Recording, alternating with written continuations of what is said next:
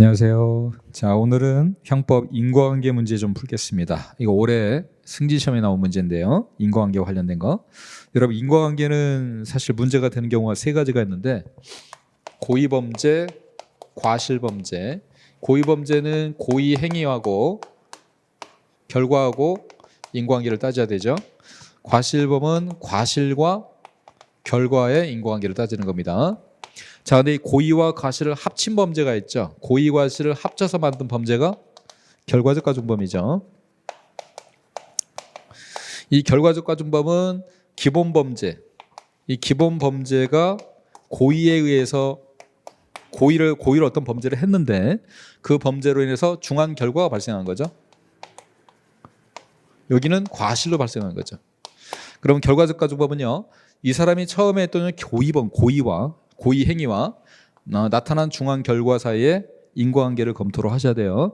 근데 이 결과적 가중범의 대표적인 게 뭐 폭행, 치사 뭐 이런 것들이죠. 이런 것들은 폭행과 사망 사이에 인과관계를 검토를 해야 됩니다. 그래서 세 가지 검토하시면 되는데, 자, 거기 기업법 보시면요. 갑이 좌회전 금지 구역에서 좌회전하는데 50여 미터 후방에서 따라오던 후행 차량이 중앙선을 넘어서 갑 운전 차량이 좌측으로 돌진하여 사고가 발생한 경우 그랬습니다. 이거는 진짜 뭐 무모한 거죠. 이렇게 보시면, 자, 원래 이 좌회전이 금지가 되어 있는 상태입니다. 좌회전이 금지가 되어 있는데 이 차량이 좌회전을 해버린 거죠. 그럼 좌회전이 금지되는데 좌회전했으니까 뭐가 한 거예요? 이 사람에게 주의 의무 위반, 과실이 있는 겁니다. 자, 하면 안 되는 걸 했기 때문에 의무 위반이 돼요. 그래서 과실 인정이 되는데, 문제는 사고가 왜 났느냐? 이 사람이 좌회전한 것도 잘못이지만 이 차 뒤에 있는 차가 이걸 추월하겠다고 이렇게 나와버린 거예요. 이렇게요. 얘는 뒤에서 나오고 얘는 좌회전하고, 그러니까 여기서 부딪혀 사고가 난 거죠. 이렇게 사고 났을 때 과연 이 사람에게 과실을 인정할 수 있냐면, 이건 당연히 과실이 인정돼요. 이 사람은 당연히 잘못한 건데 이 사람에게 과실을 인정할 것인가 문제인데, 이 사람에게는 과실이 없다. 이제 과실이 없는 게 아니라 인과관계가, 이 사건에 인과관계가 없다. 과실이 있는데 물론 잘못한 건 있지만 인과관계를 인정하지 않습니다. 이 사고하고. 왜냐하면 우리 학자들이 얘기하는 객관적 기소기론을 우리 판례가 도입을 한다고 그랬죠. 다만 우리 판례는 객관적 기소기론을 가져오지만 인과관계 없다고 얘기를 해버려요. 그런데 우리 이제 요걸 얘기하는 거죠. 이 좌회전이 금지되는데 좌회전을 한 잘못이 있기는 하지만 이 좌회전을 금지하는 건, 이 법의 목적은 뒤에서 오는 차와 부딪힐까 봐 좌회전을 금지하는 게 아니라 요 상대방 쪽에서 오는 차, 요 차하고 부딪힌 걸 막기 위해서 이걸 금지하는 것이다. 그럼 만약에 이 사람이 좌회전하다가 오는 차하고 부딪혔다면 하지 말라는 걸 했으니까 너에게 책임이 있지만, 뒤에서 온 거잖아요. 이거는 이걸 막으려고 이걸 못하게 하는 건 아니라는 거예요. 그래서 요거는 요 뒤에서 온 거에서 부딪히는 부분은 이 사람한테 책임을 물으면 안 된다는 겁니다. 앞에서 오는 거에서 사고 났다면 이 사람 책임이지만 뒤에서 온 건 이 사람 책임이에요. 이 사람 책임. 그래서 이건 인과관계 인정되지 않는다라는 거 아시고, 자, 니은번 갑의 살인행위와 피해자 A의 사망과의 사이에 다른 사실이 게재되어 그 사실이 치사의 직접적인 원인이 되었다 하더라도 그와 같은 사실이 통상 예견할 수 있는 것에 지나지 않는 경우 갑의 살인행위와 A의 사망 사이에는 인과관계가 인정이 된다. 우리 대법원은 전에도 제가 한번 말씀드렸지만 상당 인과관계 설치하고 있죠. 상당 인과관계 설이라는 것은 통상 일어날 수 있는 일이라면 인과관계를 인정하겠다는 뜻이 상당 인과관계 설이에요. 그럼 거기 지금 보면 중간에 다른 사실이 게재되어 있다고 하더라도 보통 일어날 수 있는 일이래요. 그럼 인과관계 인정하는 겁니다. 이게 여러분 그 판례 아시면 돼요. 칼로 사람을 죽이려고 찔렀는데 얘가 살았죠. 살아가지고 병원에 입원해 있는데 콜라 같은 거 먹지 말라고 그러는데 콜라하고 김밥 많이 먹어가지고 합병증 걸려 죽어버린 거 있잖아요.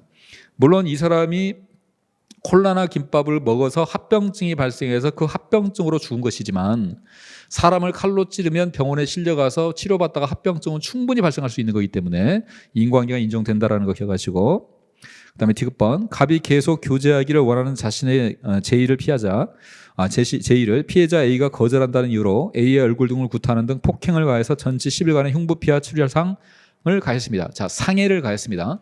자, 이 사람이 상해 행위를 했는데 A가 계속되는 갑의 폭행을 피하려고 도로를 건너서 도주하다가 차량에 치였습니다. 물론 피해자의 잘못도 있습니다. 도로를 무단횡단했으니까. 하지만 이 도로를 무단횡단한 피해자의 과실이 있다고 하더라도 지금 범죄를 피하기 위해서 그랬잖아요. 그죠? 그러면 우리 제가 전에도 말씀드렸지만 이 기본 범죄가 있는데 이 범죄를 피하려다가 어떤 결과가 발생하면요, 이거는 피해자가 충분히 범죄를 피하려고 할 수 있다고 보는 거예요. 이거는요. 범죄를 당하는 사람 피해자는 흥분하고 굉장히 뭐 정상적인 판단을 할 수 없기 때문에 충분히 그런 게 있을 수 있는 일이다. 흔히 있을 수 있는 일이다. 따라서 이런 결과도 책임을 져야 된다. 그래서 상해치사죄를 책임을 진 거죠. 이 사회에 인과관계 인정된다. 자, 그다음에 갑이 A의 뺨을 이래 때리고 오른손으로 목을 쳐서라고 돼 있는데 목을 친 걸 좀 체크하셔야 돼요.